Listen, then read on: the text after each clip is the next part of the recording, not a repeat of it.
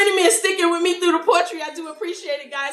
If you like it, please tap the screen, send your comments. I would appreciate that so much. Send me some roses, if you will. Okay, come on in, come on in, come on in, and let's talk about it. Okay, now before we get into the poem talk, again, I want to remind you guys that the recaps, the quotes, and the clips, and Skin Poetry 1, okay, if you missed this live, all right, tonight, you can catch those recaps, quotes, clips, and Skin Poetry 1 is available every day, but the recaps, the quotes, and the clips are available over the weekend, okay? They will be available on Threads, okay? Facebook fan base, Instagram, YouTube, and TikTok.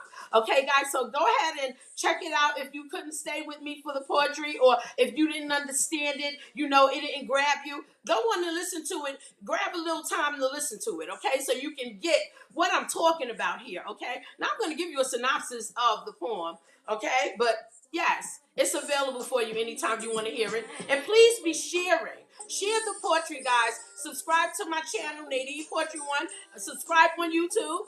Okay, subscribe on TikTok. Subscribe on Facebook and fan base. And also Instagram and Threads.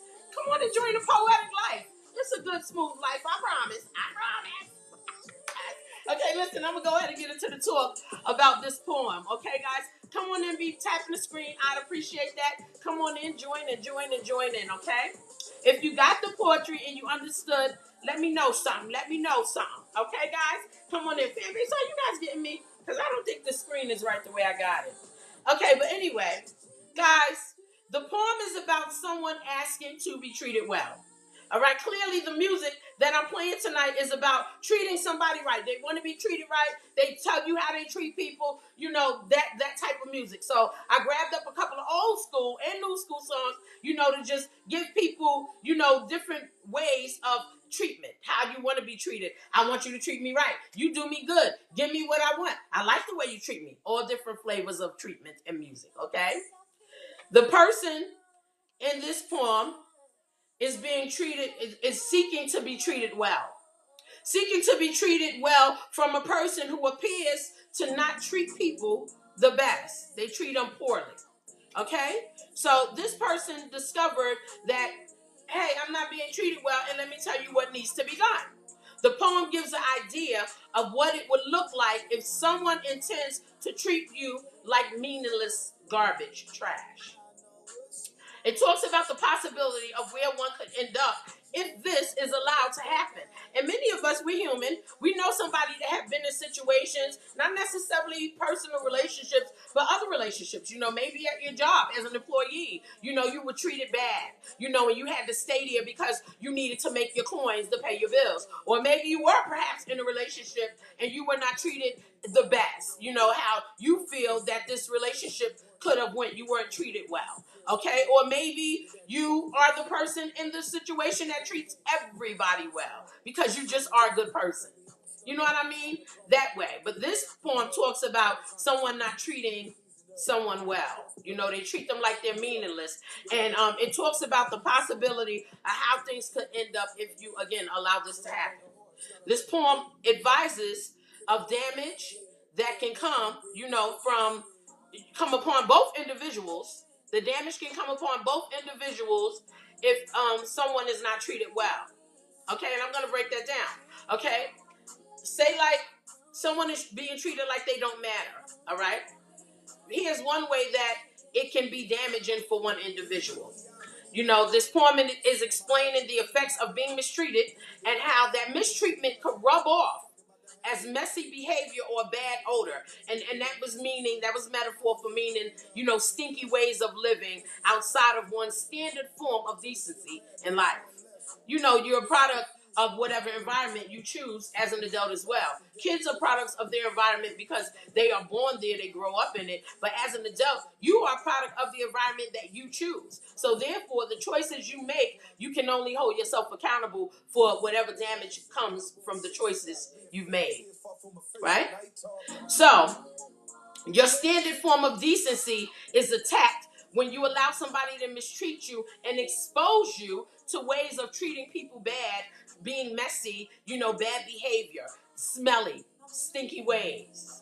It can rub off on you, even if you are a good person. Okay, so that is one way that it can be damaging to someone who came out of a situation being decent, being a good person, and then they attach themselves to someone who mistreat them, and they allow it, and now, boom, they picked up the energy of that bad person, right? Then on the other side, the other person who intends to mistreat people, I said something about them getting cut so badly that it can cause them to bleed, right? This is metaphor for karma. All right. And I know the cut with the paper can make you bleed from your body, the red liquid, which we know was blood. But this is talking about karma coming back in the worst way than anyone can imagine and bring destruction to the lives of someone that does not treat people well. I know a lot of people that don't treat people well and they're okay with it. And even though I don't stick around to see the karma, surely karma comes. Surely karma comes. You can't just treat people bad, even if you do it for a long time. There's this thing I always say about people that think about temporary. Temporary don't always mean something is going to come back today or tomorrow. Temporary can mean something can come back 5 to 10 years later when you have forgotten the things that you have done.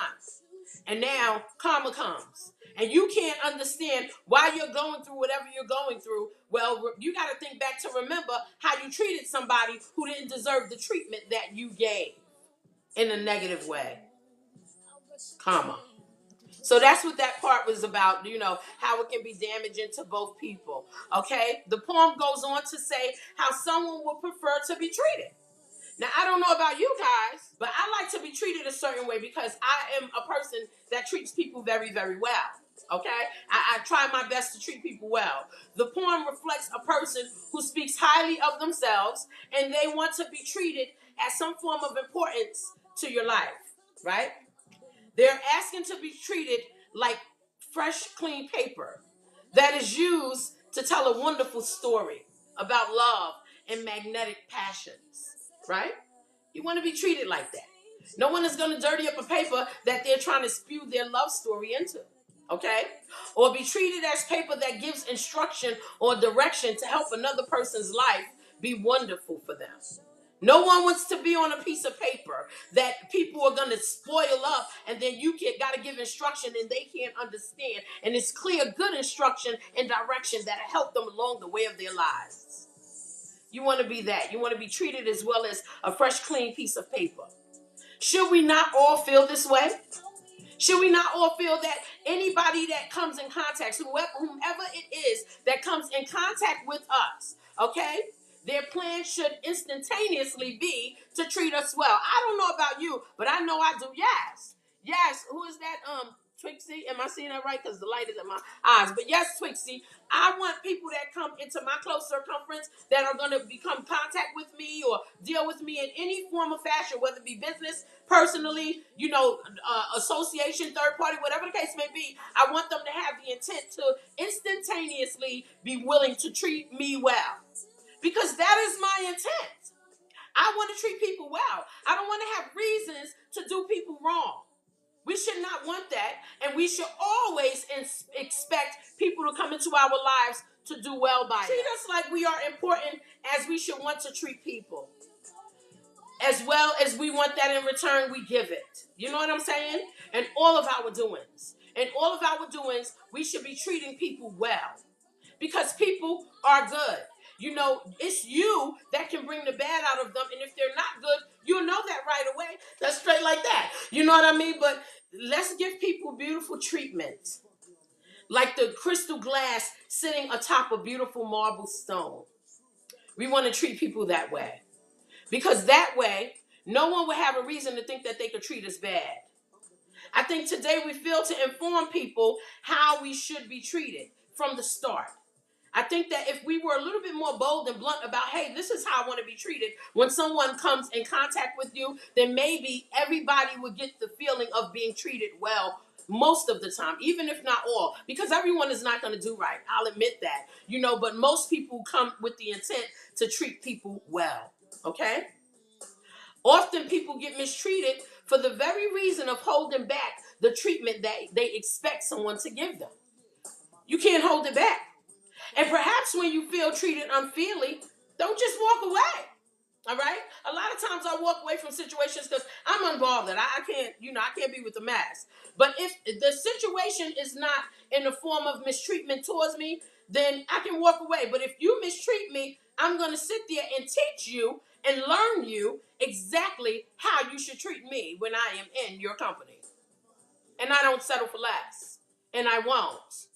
I'm not intimidated and I'm not afraid. I say what I need to say. If I'm mistreated a certain way, you should too. Because if you come back and in front of that same person or those same group of people or the same individual, they will treat you bad again because you didn't speak up. So they may not see the change that is needed when they are dealing with me or when they are dealing with you. People have to see certain areas where they need to change when they are dealing with you. I can't speak for everyone else, honey. I can speak for me, okay? And no one gets to treat me any type of way. Point blank, period. Okay? Because I'm reckless, chat, but I'm a sweetheart and I'm a giver, okay? Don't take me there. Otherwise, if the person don't get it after you disclose, hey, I don't like the way that went down, I don't like the way you treating me, you have the right to walk away. And don't just walk away with their back turned. Walk away in their face. So they can see that you are no nonsense and you will not tolerate anyone treating you and speaking to you any type of way. Never ever leave them without knowing the importance of who you are to any circle you bring importance to. Okay? Guys, now listen, it's May, and I'm going to hurry up and be done with this, okay? But I had a question for the month of May, and it was, do you get tired? Do you get tired? I get tired sometimes. I get tired sometimes, okay? Do you get tired of people playing in your face? Hold on. I like this classic from House Party. Oh, me. Funky on me, baby. All right, do you get tired? Big Bub and Today. Shout out to that old group. Shout out to Big Bub. Big Bub is one of the biggest writers and producers too. He wrote a lot of songs for Mary J. Blige. I bet many of you didn't know that. Big Bub is the name behind the scenes, honey. So funky. And he's a legend. All right? Please believe it. Big Bub, baby. All right? Now listen. Do you get tired of people playing in your face with promises? Listen. Listen and listen again. Do not promise me anything that you cannot deliver, because I will not let you live it down. I sure won't. I won't. Alexa, go back. All right, I will not let you live it down to the point of full embarrassment. Yes, I will bring you the embarrassment. All right, sure will. And I will act like I'm not even trying to embarrass you. I would just say, I'm just saying what you told me, because I wouldn't be lying, right? Knowing that I really am trying to do both. Say what you told me and embarrass you for lying about the promise. Intentionally. Okay? I will be telling you, you are a broken promise. You have broken a promise. Yes, I will. I will not care. And I will laugh about it later. Yes, I will. Sure will. Because I don't break promises. So therefore, people that do that and you adults, it's comedy. Don't say something that you can't do. Because we are too old to make checks that we will not be able to cash. Okay? I get tired of that. And I get tired of grown folks that do that to children as well. Kids never forget. And they will resent you when you break a promise to a child. Kids have no discretion. And they will embarrass you without even knowing. Don't break your promise to the kids. Okay? So I say this to say I am tired of people breaking these promises and tired of people not treating people right. Stop lying. Stop lying. Okay? If you can't fulfill the need of the promise, don't even mention that you're going to do it. You liar. Lying about promises you can't keep is foul. Keep your promises to your broken promise self. Okay? You walking broken promise, cheesy, trifling, good for nothing bomb. That's what I call those people that break a promise. But I digress, guys. I gotta talk my best. Okay, listen, guys. I thank you guys for joining me. I'm gonna go ahead and get into the music. Let me get a little bit of this. So different from the way we were. Okay, guys, now listen.